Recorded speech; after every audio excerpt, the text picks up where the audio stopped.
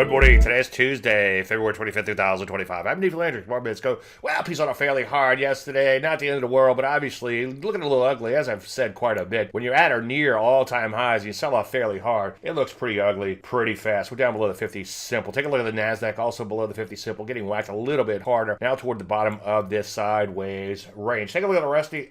Same as it ever was. Continuing to break down in here, looking like a major top. Remains in place. A lot of areas that have been doing well broke out to new highs recently, but unfortunately have rolled right back over. List goes on and on for that. Some areas that were doing incredibly well have come all the way back to the breakout level, such as cybersecurity. Nvidia, selling off fairly hard. The rest of the mags looking fairly ugly too, beginning to break down in earnest below their range, both tied to the downside and well below that 50 simple moving average. A few areas looking okay, like major drugs and selected health services, but for the most part, most areas are back to the questionable column. There's semiconductors, as you can see, got whacked yesterday after recently filling that gap. So what do we do? Well, obviously it's still super mixed and it's getting a little worse, so just sit on your hands and let things shake out. Any questions? As usual, Dave, DaveLandry.com. I'm Dave Landry, and News Heard of Market Minute.